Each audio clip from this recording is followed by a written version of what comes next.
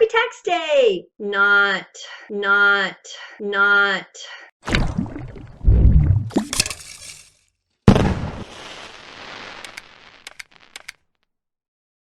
Yes, today is tax day, much to most everyone's dismay. And there's so much information out there regarding e-commerce and Amazon specifically. So we are going to be covering today taxes in regards to e-commerce. As I told you guys, we are going to be going through everything you need to be successful with e-commerce. We know that you need to do product selection. You need to know how to select successful products.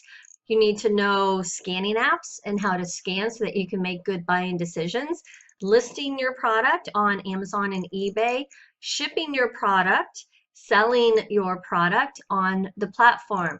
And then there's all the things that are behind the scenes, right? We have inventory management, bookkeeping, tax concerns, and just business basics to run a successful business. And there are a lot of different business models that you could take advantage of. You probably find yourself in some of these, but maybe you're wanting to expand, because the more you expand, the more options that you have for your business and the better able you are to scale up.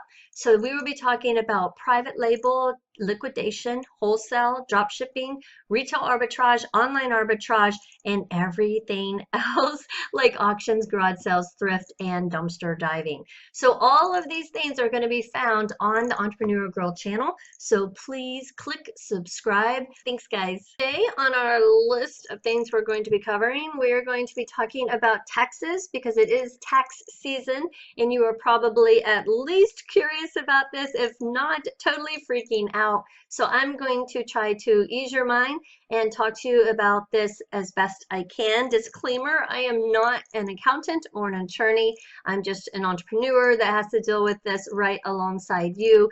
But I have researched it. I do have, experience with it. So I'm just going to be sharing what I believe to be true with you today, and I hope it really helps you out. If you've been paying attention to the news and taxes recently, you've probably seen that in March of 2017, Amazon has expanded sales tax collection now to most all of the states. So if you're represented here in the green, then you're in a state where Amazon.com collects sales tax from their buyers.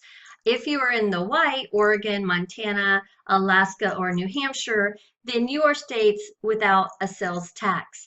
But what we're going to be talking about today, because people see this or they hear about this and they think that it applies to them as an Amazon FBA seller or as merchant fulfilled Amazon seller.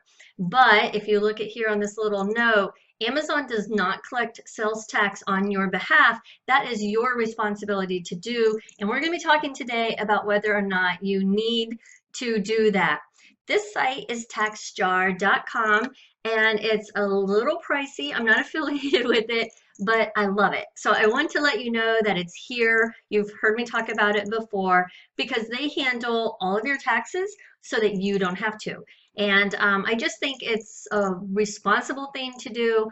If you're terrible at this, or if you just don't want to deal with it, which is me, I just don't want to deal with taxes, then you can pay for TaxJar services and they will handle it for you. And then you kind of have a peace of mind that you're not missing anything that you're, supposed to be on top of. So I like it. If you want to check it out, maybe you'll like it.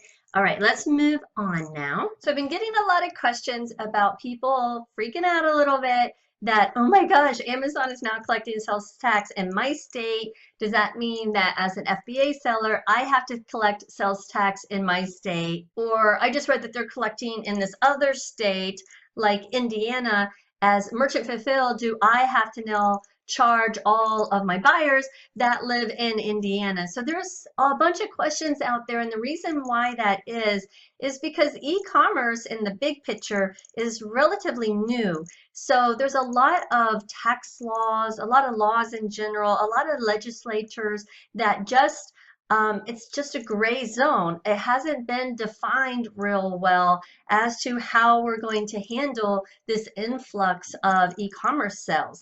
There's been a lot of pressure on Amazon because they're huge and everybody wants a piece of the Amazon pie, and there's definitely been a lot of pressure on Amazon to collect sales tax from their customers, their buyers.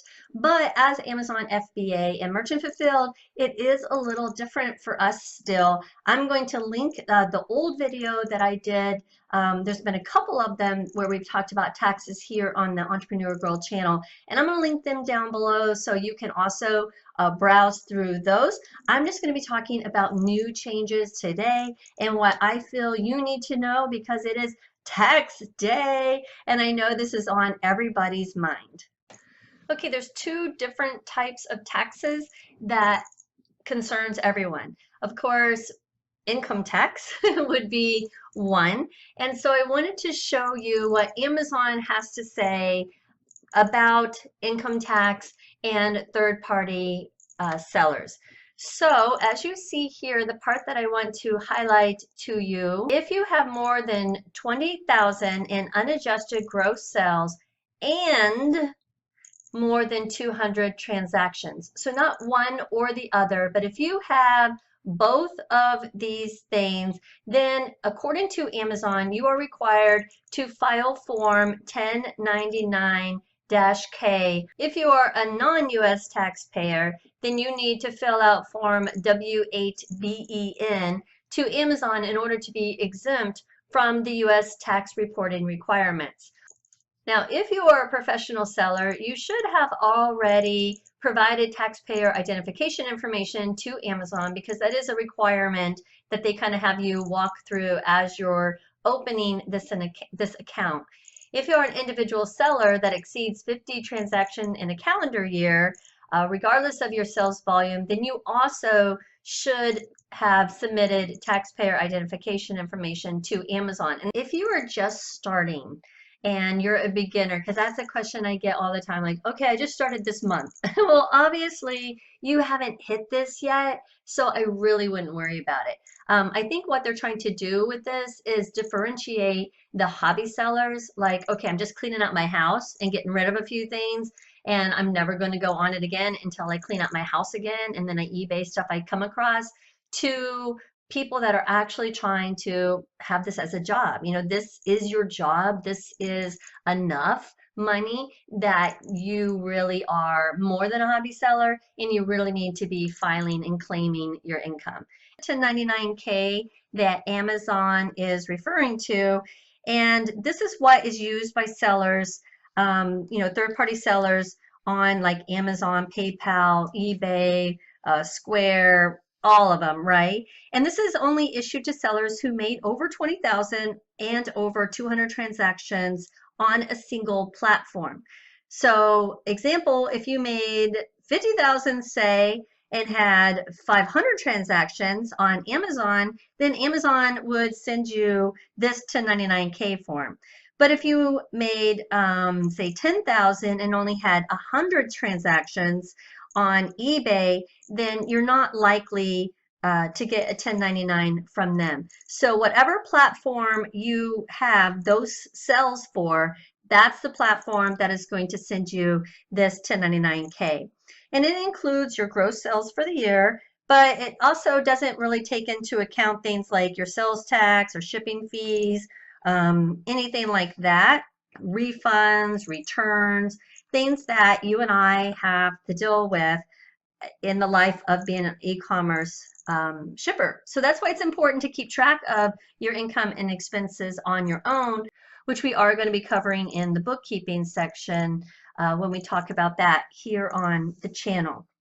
For income tax, you need to remember that you need to fill out this 1099-K form if you meet 20,000 and 200 transactions on the same platform. You have to meet those two things on the platform, and they will send you this form. If you are an FBA seller outside of the US, I know our audience is from lots of different countries. The IRS regulations require that a non-US taxpayer completes this W8BEN form. And you can go ahead and do that through Amazon Seller Central. It takes about 3 weeks probably to validate your tax information. Amazon will either mail or email you, depending on how you set up your account. If you consented to have the tax form sent to you electronically, you will either get via snail mail or email your 1099-K form or this W-8-BEN. If you'd like to get additional information about income tax and being a third-party seller, you can always visit the IRS website, and they have a bunch of information and a bunch of help and resources that you can read about. Now let's switch gears and talk about sales tax.